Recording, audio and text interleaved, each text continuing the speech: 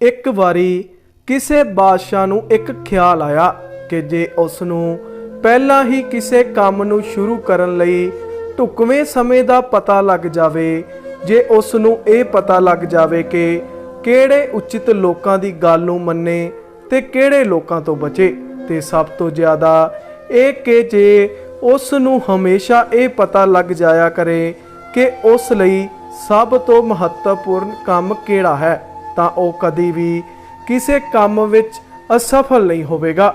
ਇਹ ਖਿਆਲ ਆਉਂਦਿਆਂ ਹੀ ਬਾਦਸ਼ਾਹ ਨੇ ਆਪਣੇ ਰਾਜ ਵਿੱਚ ਮੁਨਾਦੀ ਕਰਵਾ ਦਿੱਤੀ ਕਿ ਉਹ ਉਸ ਆਦਮੀ ਨੂੰ ਬਹੁਤ ਵੱਡਾ ਇਨਾਮ ਦੇਵੇਗਾ ਜਿਹੜਾ ਉਸ ਨੂੰ ਇਹ ਦੱਸੇਗਾ ਕਿ ਉਸ ਲਈ ਕੰਮ ਕਰਨ ਵਾਸਤੇ ਢੁਕਵਾਂ ਸਮਾਂ ਕਿਹੜਾ ਹੈ, ਉਸ ਵਾਸਤੇ ਕਿਹੜੇ ਮਹੱਤਵਪੂਰਨ ਲੋਕ ਹਨ ਤੇ ਸਭ ਤੋਂ ਮਹੱਤਵਪੂਰਨ ਕੰਮ ਉਸ ਲਈ ਕਿਹੜਾ ਹੈ। ਬਹੁਤ ਸਾਰੇ ਵਿਦਵਾਨ ਲੋਕ ਰਾਜੇ ਕੋਲ ਆਏ, ਪਰ ਸਭ ਨੇ ਉਸ ਦੇ ਪ੍ਰਸ਼ਨਾਂ ਦੇ ਵੱਖ-ਵੱਖ ਜਵਾਬ ਦਿੱਤੇ। ਸਭ ਪ੍ਰਸ਼ਨਾਂ ਦੇ ਜਵਾਬ ਕਿਉਂਕਿ ਇੱਕ ਦੂਜੇ ਤੋਂ ਅਲੱਗ ਸਨ, ਇਸ ਲਈ ਬਾਦਸ਼ਾਹ ਕਿਸੇ ਨਾਲ ਵੀ ਸਹਿਮਤ ਨਾ ਹੋਇਆ ਤੇ ਕਿਸੇ ਨੂੰ ਵੀ ਕੋਈ ਇਨਾਮ ਨਾ ਦਿੱਤਾ। ਹਾਲੇ ਵੀ ਆਪਣੇ ਪ੍ਰਸ਼ਨਾਂ ਦੇ ਠੀਕ ਉੱਤਰਾਂ ਦੀ ਤਲਾਸ਼ ਦਿਲ ਵਿੱਚ ਰੱਖ ਕੇ ਬਾਦਸ਼ਾਹ ਨੇ ਇੱਕ ਮਹਾਤਮਾ ਕੋਲੋਂ ਸਲਾਹ ਲੈਣ ਦਾ ਫੈਸਲਾ ਕੀਤਾ ਜੋ ਕਿ ਆਪਣੀ ਸਿਆਣਪ ਲਈ ਦੂਰ-ਦੂਰ ਤੱਕ ਮਸ਼ਹੂਰ ਸੀ। ਮਹਾਤਮਾ ਜੰਗਲ ਵਿੱਚ ਰਹਿੰਦਾ ਸੀ ਤੇ ਜੰਗਲ ਵਿੱਚੋਂ ਕਿਤੇ ਨਹੀਂ ਸੀ ਜਾਂਦਾ ਅਤੇ ਸਿਰਫ ਆਮ ਲੋਕਾਂ ਤੋਂ ਬਿਨਾ ਉਹ ਕਿਸੇ ਨੂੰ ਨਹੀਂ ਮਿਲਦਾ ਸੀ। ਇਸ ਕਰਕੇ ਬਾਦਸ਼ਾਹ ਨੇ ਸਧਾਰਨ ਜਿਹੇ ਕੱਪੜੇ ਪਾਏ ਤੇ ਮਹਾਤਮਾ ਦੀ ਝੌਂਪੜੀ ਵਿੱਚ ਪਹੁੰਚਣ ਤੋਂ ਪਹਿਲਾਂ ਹੀ ਉਹ ਆਪਣੇ ਘੋੜੇ ਤੋਂ ਹੇਠਾਂ ਉਤਰਿਆ ਅਤੇ ਆਪਣੇ ਅੰਗ ਰੱਖਿਅਕ ਨੂੰ ਪਿੱਛੇ ਛੱਡ ਕੇ ਇਕੱਲਾ ਹੀ ਝੌਂਪੜੀ ਵੱਲ ਚੱਲ ਪਿਆ। ਜਦੋਂ ਬਾਦਸ਼ਾਹ ਨੇੜੇ ਆਇਆ ਤਾਂ ਮਹਾਤਮਾ ਆਪਣੀ ਝੌਂਪੜੀ ਦੇ ਸਾਹਮਣੇ ਜ਼ਮੀਨ ਪੁੱਟ ਰਿਹਾ ਸੀ। ਬਾਦਸ਼ਾਹ ਨੂੰ ਵੇਖ ਕੇ ਉਸ ਨੇ ਉਸ ਦਾ ਸਵਾਗਤ ਕੀਤਾ ਤੇ ਜ਼ਮੀਨ ਪੁੱਟਦਾ ਰਿਹਾ। ਮਹਾਤਮਾ ਸਿਹਤ ਪੱਖੋਂ ਨਿਰਬਲ ਤੇ ਕਮਜ਼ੋਰ ਜਿਹਾ ਸੀ ਅਤੇ ਹਰ ਵਾਰੀ ਜਦੋਂ ਉਹ ਜ਼ਮੀਨ ਵਿੱਚ ਆਪਣੀ ਕਈ ਮਾਰਦਾ ਤਾਂ ਥੋੜੀ ਜਿਹੀ ਮਿੱਟੀ ਉੱਪਰ ਆਉਂਦੀ ਤਾਂ ਉਸ ਨੂੰ ਸਾਹ ਲੈਣ ਵਿੱਚ ਮੁਸ਼ਕਲ ਆਉਂਦੀ। ਬਾਦਸ਼ਾਹ ਉਸ ਕੋਲ ਆਇਆ ਤੇ ਕਿਹਾ, ਮਹਾਂਪੁਰਖੋ, ਮੈਂ ਤੁਹਾਡੇ ਕੋਲ 3 ਪ੍ਰਸ਼ਨਾਂ ਦੇ ਉੱਤਰ ਪੁੱਛਣ ਆਇਆ ਹਾਂ। ਮੈਨੂੰ ਦੱਸੋ ਕਿ ਮੈਂ ਠੀਕ ਸਮੇਂ ਤੇ ਠੀਕ ਕੰਮ ਕਿਵੇਂ ਕਰਾਂ। ਕਿਹੜੇ ਲੋਕ ਹਨ ਜਿਨ੍ਹਾਂ ਦੀ ਮੈਨੂੰ ਜ਼ਿਆਦਾ ਜ਼ਰੂਰਤ ਹੈ ਤੇ ਕਿਹੜੇ ਲੋਕਾਂ ਵੱਲ ਮੈਂ ਦੂਜਿਆਂ ਨਾਲੋਂ ਜ਼ਿਆਦਾ ਧਿਆਨ ਦੇਵਾਂ। ਕਿਹੜੇ ਕੰਮ ਮੇਰੇ ਲਈ ਬਹੁਤ ਮਹੱਤਵਪੂਰਨ ਹਨ ਤੇ ਪਹਿਲ ਦੇ ਆਧਾਰ ਤੇ ਕਰਨੇ ਚਾਹੀਦੇ ਹਨ। ਮਹਾਤਮਾ ਨੇ ਬਾਦਸ਼ਾਹ ਦੀ ਗੱਲ ਸੁਣੀ ਪਰ ਕੋਈ ਜਵਾਬ ਨਾ ਦਿੱਤਾ। ਉਸ ਨੇ ਸਿਰਫ ਆਪਣੇ ਹੱਥ ਤੇ ਥੁੱਕਿਆ ਅਤੇ ਫਿਰ ਕੰਮ ਕਰਨਾ ਸ਼ੁਰੂ ਕਰ ਦਿੱਤਾ। ਬਾਦਸ਼ਾਹ ਬੋਲਿਆ, ਤੁਸੀਂ ਥੱਕ ਗਏ ਹੋ, ਲਿਆਓ ਇਹ ਕਹੀ ਮੈਨੂੰ ਦੇ ਦਿਓ ਤਾਂ ਕਿ ਕੁਝ ਚਿਰ ਮੈਂ ਤੁਹਾਡੇ ਲਈ ਕੰਮ ਕਰਾਂ। ਮਹਾਤਮਾ ਨੇ ਰਾਜੇ ਨੂੰ ਕਹੀ ਫੜਾਉਂਦਿਆਂ ਹੋਇਆ ਕਿਹਾ, ਧੰਨਵਾਦ, ਅਤੇ ਆਪ ਜ਼ਮੀਨ ਤੇ ਬੈਠ ਗਿਆ। ਜਦੋਂ ਉਸ ਨੇ 2 ਕਿਆਰੀਆਂ ਪੁੱਟ ਲਈਆਂ ਤਾਂ ਬਾਦਸ਼ਾਹ ਕੰਮ ਕਰਨੋਂ ਰੁਕ ਗਿਆ ਤੇ ਆਪਣੇ ਪ੍ਰਸ਼ਨ ਦੁਹਰਾਉਣ ਲੱਗਾ। ਮਹਾਤਮਾ ਨੇ ਫਿਰ ਕੋਈ ਜਵਾਬ ਨਾ ਦਿੱਤਾ ਪਰ ਖੜਾ ਹੋ ਕੇ ਆਪਣਾ ਹੱਥ ਕਈ ਲੈਣ ਲਈ ਅੱਗੇ ਵਧਾਇਆ ਤੇ ਕਿਹਾ, ਹੁਣ ਤੁਸੀਂ ਕੁਝ ਚਿਰ ਆਰਾਮ ਕਰੋ ਅਤੇ ਥੋੜਾ ਕੰਮ ਮੈਨੂੰ ਕਰ ਲੈਣ ਦਿਓ। ਬਾਦਸ਼ਾਹ ਨੇ ਆਪਣੀ ਕਈ ਮਹਾਤਮਾ ਨੂੰ ਨਾ ਦਿੱਤੀ ਤੇ ਜ਼ਮੀਨ ਪੁੱਟਣੀ ਜਾਰੀ ਰੱਖੀ।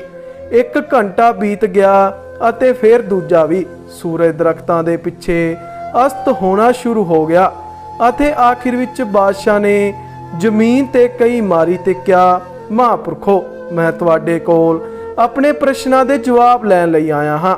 ਜੇ ਤੁਸੀਂ ਕਿਸੇ ਦਾ ਵੀ ਜਵਾਬ ਦੇਣੋਂ ਅਸਮਰੱਥ ਹੋ ਤਾਂ ਮੈਨੂੰ ਦੱਸ ਦਿਓ ਅਤੇ ਮੈਂ ਆਪਣੇ ਘਰ ਵਾਪਸ ਜਾਵਾਂ। ਮਹਾਤਮਾ ਬੋਲਿਆ, ਉਹ ਦੇਖੋ ਕੋਈ ਭੱਜਿਆ ਆ ਰਿਹਾ ਹੈ, ਚਲੋ ਦੇਖੀਏ ਕੌਣ ਹੈ। ਬਾਦਸ਼ਾਹ ਪਿੱਛੇ ਮੁੜਿਆ ਤੇ ਇੱਕ ਦਾੜੀ ਵਾਲੇ ਆਦਮੀ ਨੂੰ ਜੰਗਲ ਵਿੱਚੋਂ ਬਾਹਰ ਪੈਦਿਆਂ ਦੇਖਿਆ। ਆਦਮੀ ਨੇ ਆਪਣੇ ਦੋਵੇਂ ਹੱਥ ਆਪਣੇ ਪੇਟ ਤੇ ਕੱਸ ਕੇ ਰੱਖੇ ਹੋਏ ਸਨ ਅਤੇ ਉਹਨਾਂ ਦੇ ਥੱਲਿਓਂ ਲਹੂ ਵਗ ਰਿਹਾ ਸੀ। ਜਦੋਂ ਉਹ ਬਾਦਸ਼ਾਹ ਕੋਲ ਪਹੁੰਚਿਆ ਤਾਂ ਉਹ ਬੇਹੋਸ਼ ਜਿਹਾ ਹੋ ਕੇ ਹੌਲੀ ਜਿਹੀ ਆਵਾਜ਼ ਵਿੱਚ ਕੁਝ ਬੋਲਦਾ ਹੋਇਆ ਜ਼ਮੀਨ ਤੇ ਡਿੱਗ ਪਿਆ। ਬਾਦਸ਼ਾਹ ਤੇ ਮਹਾਤਮਾ ਨੇ ਉਸ ਆਦਮੀ ਦੇ ਕੱਪੜੇ ਢਿੱਲੇ ਕੀਤੇ। ਉਸ ਦੇ ਪੇਟ ਵਿੱਚ ਵੱਡਾ ਸਾਰਾ ਜ਼ਖਮ ਸੀ। ਬਾਦਸ਼ਾਹ ਨੇ ਜਿੰਨੀ ਚੰਗੀ ਤਰ੍ਹਾਂ ਹੋ ਸਕਦਾ ਸੀ ਉਸ ਜ਼ਖਮ ਨੂੰ ਧੋਤਾ ਅਤੇ ਆਪਣੇ ਰੁਮਾਲ ਤੇ ਮਹਾਤਮਾ ਦੇ ਤੌਲੀਏ ਨਾਲ ਉਸ ਤੇ ਪੱਟੀ ਕਰ ਦਿੱਤੀ, ਪਰ ਲਹੂ ਵਗਣੋਂ ਹਟ ਨਹੀਂ ਸੀ ਰਿਹਾ ਅਤੇ ਬਾਦਸ਼ਾਹ ਘੜੀ ਘੜੀ ਗਰਮ ਲਹੂ ਨਾਲ ਲਿਬੜੀ ਹੋਈ ਪੱਟੀ ਉਤਾਰਦਾ ਤੇ ਜ਼ਖਮ ਧੋਂਦਾ ਅਤੇ ਫਿਰ ਦੁਬਾਰਾ ਜ਼ਖਮ ਤੇ ਪੱਟੀ ਕਰਦਾ। ਜਦੋਂ ਜ਼ਖਮ ਵਿੱਚੋਂ ਲਹੂ ਵਗਣਾ ਬੰਦ ਹੋ ਗਿਆ, ਆਦਮੀ ਨੂੰ ਹੋਸ਼ ਆਈ ਤਾਂ ਉਸਨੇ ਕੁਝ ਪੀਣ ਲਈ ਮੰਗਿਆ। ਬਾਦਸ਼ਾਹ ਨੇ ਤਾਜ਼ਾ ਪਾਣੀ ਲਿਆਂਦਾ ਤੇ ਉਸ ਨੂੰ ਦਿੱਤਾ। ਇਸ ਸਮੇਂ ਦੌਰਾਨ ਸੂਰਜ ਅਸਤ ਹੋ ਚੁੱਕਾ ਸੀ ਤੇ ਵਾਤਾਵਰਨ ਠੰਡਾ ਹੋ ਗਿਆ ਸੀ। ਇਸ ਲਈ ਬਾਦਸ਼ਾਹ ਨੇ ਮਹਾਤਮਾ ਦੀ ਮਦਦ ਨਾਲ ਜ਼ਖਮੀ ਆਦਮੀ ਨੂੰ ਝੌਂਪੜੀ ਵਿੱਚ ਪਹੁੰਚਾਇਆ ਤੇ ਬਿਸਤਰੇ ਤੇ ਲਟਾ ਦਿੱਤਾ। ਬਿਸਤਰੇ ਤੇ ਲੇਟਦਿਆਂ ਹੀ ਆਦਮੀ ਨੇ ਆਪਣੀਆਂ ਅੱਖਾਂ ਬੰਦ ਕਰ ਲਈਆਂ ਤੇ ਚੁੱਪ ਹੋ ਗਿਆ।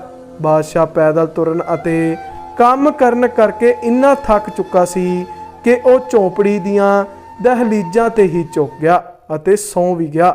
ਉਸ ਨੂੰ ਗਰਮੀਆਂ ਦੀ ਇਸ ਛੋਟੀ ਜਿਹੀ ਰਾਤ ਨੂੰ ਬਹੁਤ ਵਧੀਆ ਨੀਂਦ ਆਈ।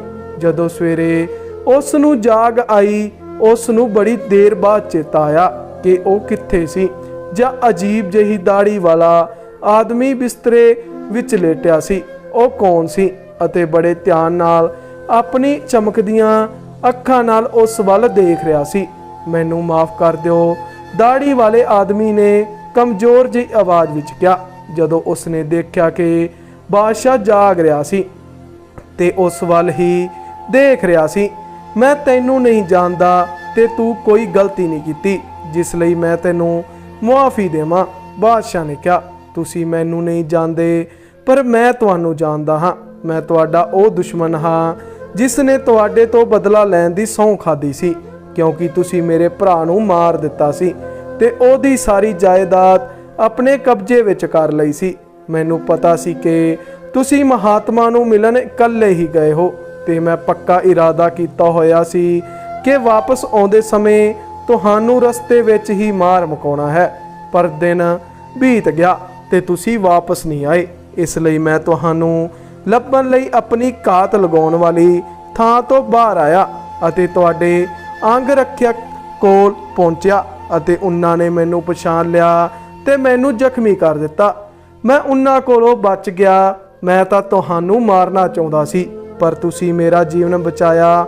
ਹੁਣ ਜੇ ਮੈਂ ਜਿੰਦਾ ਰਿਹਾ ਤੇ ਜੇ ਤੁਸੀਂ ਇਹ ਚਾਹੁੰਦੇ ਹੋ ਤਾਂ ਮੈਂ ਤੁਹਾਡਾ ਸਭ ਤੋਂ ਜ਼ਿਆਦਾ ਵਫਾਦਾਰ ਗੁਲਾਮ ਰਹਾਂਗਾ ਅਤੇ ਆਪਣੇ ਪੁੱਤਰਾਂ ਨੂੰ ਵੀ ਤੁਹਾਡੇ ਗੁਲਾਮ ਬਣਾਵਾਂਗਾ।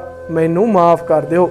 ਬਾਦਸ਼ਾਹ ਨੂੰ ਆਪਣੇ ਦੁਸ਼ਮਣ ਨਾਲ ਇੰਨੀ ਸੌਖੀ ਤਰ੍ਹਾਂ ਸੁਲ੍ਹਾ ਕਰਕੇ ਅਤੇ ਇੱਕ ਹੋਰ ਮਿੱਤਰ ਵਿੱਚ ਵਾਧਾ ਕਰਕੇ ਬੜੀ ਖੁਸ਼ੀ ਹੋਈ ਤੇ ਉਸਨੇ ਸਿਰਫ ਮੁਆਫ ਹੀ ਨਹੀਂ ਕੀਤਾ ਬਲਕਿ ਉਸ ਨੂੰ ਕਿਹਾ ਕਿ ਉਹ ਆਪਣੇ ਨੌਕਰ ਤੇ ਹਕੀਮ ਉਸ ਦਾ ਧਿਆਨ ਰੱਖਣ ਲਈ ਭੇਜੇਗਾ ਤੇ ਵਾਅਦਾ ਕੀਤਾ ਕਿ ਉਸ ਦੀ ਸਾਰੀ ਜਾਇਦਾਦ ਵਾਪਸ ਮੋੜ ਦੇਵੇਗਾ। ਜ਼ਖਮੀ ਆਦਮੀ ਤੋਂ ਵਿਹਲਾ ਹੋ ਕੇ ਬਾਦਸ਼ਾਹ ਦਰਵਾਜ਼ੇ ਵਿੱਚ ਗਿਆ ਤੇ ਮਹਾਤਮਾ ਨੂੰ ਲੱਭਣ ਲੱਗਾ। ਵਾਪਸ ਜਾਣ ਤੋਂ ਪਹਿਲਾਂ ਉਹ ਇੱਕ ਵਾਰੀ ਹੋਰ ਆਪਣੇ ਪ੍ਰਸ਼ਨਾਂ ਦੇ ਜਵਾਬ ਪੁੱਛਣਾ ਚਾਹੁੰਦਾ ਸੀ। ਮਹਾਤਮਾ ਬਾਹਰ ਗੋਡਿਆਂ ਭਾਰ ਹੋ ਕੇ ਉਹਨਾਂ ਕਿਆਰੀਆਂ ਵਿੱਚ ਬੀਜ ਬੋ ਰਿਹਾ ਸੀ ਜਿਹੜੀਆਂ ਕਿ ਉਸਨੇ ਇੱਕ ਦਿਨ ਪਹਿਲਾਂ ਪੁੱਟੀਆਂ ਸਨ। ਬਾਦਸ਼ਾਹ ਉਸ ਕੋਲ ਆਇਆ ਤੇ ਕਹਿਣ ਲੱਗਾ, ਮਹਾਂਪੁਰਖੋ, ਅਖੀਰਲੀ ਵਾਰੀ ਮੈਂ ਆਪਣੇ ਪ੍ਰਸ਼ਨਾਂ ਦੇ ਜਵਾਬ ਲਈ ਆਪ ਨੂੰ ਬੇਨਤੀ ਕਰਦਾ ਹਾਂ। ਤੁਹਾਨੂੰ ਤਾਂ ਤੁਹਾਡੇ ਪ੍ਰਸ਼ਨਾਂ ਦੇ ਜਵਾਬ ਪਹਿਲਾਂ ਹੀ ਮਿਲ ਗਏ ਹਨ। ਮਹਾਤਮਾ ਨੇ ਹਾਲੇ ਵੀ ਆਪਣੀਆਂ ਪਤਲੀਆਂ ਲੱਤਾਂ ਤੇ ਝੁਕਦੇ ਹੋਏ ਤੇ ਬਾਦਸ਼ਾਹ ਵੱਲ ਦੇਖਦਿਆਂ ਕਿਹਾ, ਕਿਵੇਂ ਜਵਾਬ ਮਿਲ ਗਏ? ਤੁਹਾਡਾ ਕੀ ਮਤਲਬ ਹੈ? ਬਾਦਸ਼ਾਹ ਨੇ ਪੁੱਛਿਆ। ਮਹਾਤਮਾ ਨੇ ਕਿਹਾ ਕਿ ਤੁਸੀਂ ਨਹੀਂ ਜਾਣਦੇ ਕਿ ਕੱਲ ਜੇ ਤੁਸੀਂ ਮੇਰੀ ਕਮਜ਼ੋਰੀ ਤੇ ਤਰਸ ਨਾ ਕਰਦੇ ਅਤੇ ਮੇਰੇ ਲਈ ਕਿਆਰੀਆਂ ਨਾ ਪੁੱਟਦੇ ਅਤੇ ਵਾਪਸ ਆਪਣੇ ਰਸਤੇ ਚਲੇ ਜਾਂਦੇ ਤਾਂ ਉਹ ਆਦਮੀ ਤੁਹਾਡੇ ਤੇ ਹਮਲਾ ਕਰ ਦਿੰਦਾ ਤੇ ਤੁਹਾਨੂੰ ਮੇਰੇ ਕੋਲ ਨਾ ਠਹਿਰਨ ਦਾ ਪਛਤਾਵਾ ਹੁੰਦਾ। ਇਸ ਲਈ ਮਹੱਤਵਪੂਰਨ ਸਮਾਂ ਉਹ ਸੀ ਜਦੋਂ ਤੁਸੀਂ ਕਿਆਰੀਆਂ ਪੁੱਟ ਰਹੇ ਸੀ ਅਤੇ ਮੈਂ ਤੁਹਾਡੇ ਲਈ ਮਹੱਤਵਪੂਰਨ ਆਦਮੀ ਸਾਂ ਅਤੇ ਮੇਰੇ ਵਾਸਤੇ ਚੰਗਾ ਕੰਮ ਕਰਨਾ ਤੁਹਾਡਾ ਸਭ ਤੋਂ ਮਹੱਤਵਪੂਰਨ ਕੰਮ ਸੀ। ਉਸ ਤੋਂ ਬਾਅਦ ਜਦੋਂ ਉਹ ਆਦਮੀ ਦੌੜਦਾ ਹੋਇਆ ਸਾਡੇ ਵੱਲ ਆਇਆ, ਸਭ ਤੋਂ ਮਹੱਤਵਪੂਰਨ ਸਮਾਂ ਉਹ ਸੀ ਜਦੋਂ ਤੁਸੀਂ ਉਸ ਦੀ ਮਰਮ ਪੱਟੀ ਕਰ ਰਹੇ ਸੀ, ਕਿਉਂਕਿ ਜੇ ਤੁਸੀਂ ਉਸ ਦੇ ਜ਼ਖਮਾਂ ਤੇ ਪੱਟੀ ਨਾ ਕਰਦੇ ਤਾਂ ਉਸ ਨੇ ਤੁਹਾਡੇ ਨਾਲ ਸੁਲ੍ਹਾ ਕੀਤੇ ਬਿਨਾਂ ਹੀ ਮਰ ਜਾਣਾ ਸੀ। ਇਸ ਕਰਕੇ ਉਹ ਤੁਹਾਡੇ ਲਈ ਸਭ ਤੋਂ ਮਹੱਤਵਪੂਰਨ ਆਦਮੀ ਸੀ। ਅਤੇ ਜੋ ਕੁਝ ਤੁਸੀਂ ਉਸ ਲਈ ਕੀਤਾ ਉਹ ਤੁਹਾਡਾ ਸਭ ਤੋਂ ਮਹੱਤਵਪੂਰਨ ਕੰਮ ਸੀ। ਇਸ ਲਈ ਯਾਦ ਰੱਖੋ, ਸਿਰਫ ਇੱਕੋ ਸਮਾਂ ਹੈ ਜਿਹੜਾ ਮਹੱਤਵਪੂਰਨ ਹੈ, ਉਹ ਹੈ ਹੁਣ ਦਾ ਸਮਾਂ। ਇਹ ਹੁਣ ਸਭ ਤੋਂ ਮਹੱਤਵਪੂਰਨ ਸਮਾਂ ਹੈ ਕਿਉਂਕਿ ਹੁਣ ਇਹੀ ਉਹ ਸਮਾਂ ਹੈ ਜਦੋਂ ਸਾਡੇ ਕੋਲ ਕੋਈ ਤਾਕਤ ਹੈ। ਸਭ ਤੋਂ ਜ਼ਰੂਰੀ ਆਦਮੀ ਸਾਡੇ ਲਈ ਉਹ ਹੈ ਜੋ ਸਾਡੇ ਨਾਲ ਹੈ, ਕਿਉਂਕਿ ਕੋਈ ਨਹੀਂ ਜਾਣਦਾ ਕਿ ਉਸ ਨੂੰ ਕਦੀ ਹੋਰ ਕਿਸੇ ਨਾਲ ਵੀ ਕੋਈ ਕੰਮ ਪੈ ਸਕੇਗਾ। ਅਤੇ ਸਭ ਤੋਂ ਮਹੱਤਵਪੂਰਨ ਕੰਮ ਹੈ ਉਸ ਨਾਲ ਚੰਗਿਆਈ ਕਰਨਾ, ਕਿਉਂਕਿ ਇਸ ਦੁਨੀਆ ਵਿੱਚ ਸਿਰਫ ਇਸ ਮੰਤਵ ਲਈ ਹੀ ਆਦਮੀ ਨੂੰ ਭੇਜਿਆ ਗਿਆ ਹੈ। ਦੋਸਤੋ, ਉਮੀਦ ਕਰਦੇ ਹਾਂ ਤੁਹਾਨੂੰ ਕਹਾਣੀ ਪਸੰਦ ਆਈ ਹੋਊਗੀ। ਪਲੀਜ਼ ਚੈਨਲ ਨੂੰ ਸਬਸਕ੍ਰਾਈਬ ਜ਼ਰੂਰ ਕਰਨਾ। ਮਿਲਦੇ ਹਾਂ ਕਿਸੇ ਨਵੀਂ ਕਹਾਣੀ ਵਿੱਚ।